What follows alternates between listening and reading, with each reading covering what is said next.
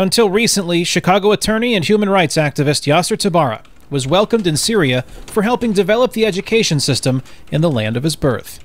Now, he is considered an enemy of the state. My name has been circulated on Syrian media as a pro-American traitor. That notoriety stems from Tabara's efforts to encourage international pressure on President Bashar al-Assad's government.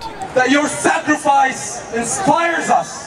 Tabara has pushed for a UN Security Council resolution condemning the crackdown in Syria.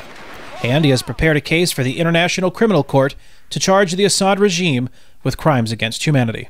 And what we argue is that the more unified the international community behind the idea of delegitimizing Assad and his regime and isolating him economically, diplomatically, politically, the more reinforced and reinvigorated the pro-democracy movement on the ground becomes.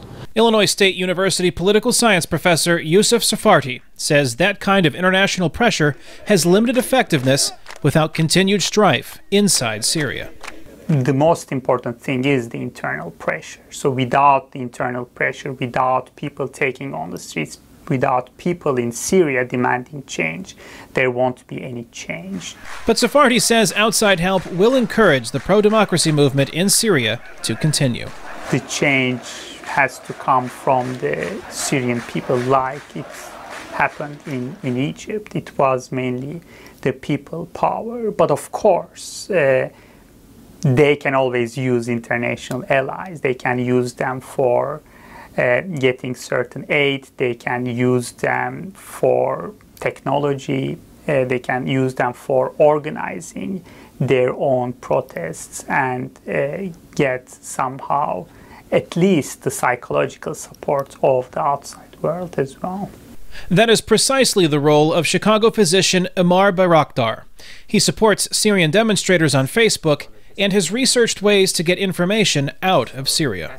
We did help them in certain technology aspect, but I cannot really give you detail, but one of them that I can tell you, it's the camera that can be put as a Bluetooth and actually can record without the government actually coming after them. And that's actually help getting the word out to the international community.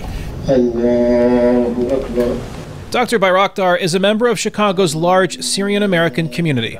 He says speaking out against the government in Syria or organizing demonstrations is not common for his people. We're, as Syrian, we were never active in politics. That's the way we were raised. Unfortunately, we came to this country, we figure out how democracy and how freedom of speech and the freedom to assemble. So even when we come here, believe it or not, there is a major fear that if we do anything, something might happen to our family or even to us when we go back home. But outrage at the crackdown in Syria is replacing that fear. More than 500 demonstrators gathered recently in Chicago to criticize the Assad regime.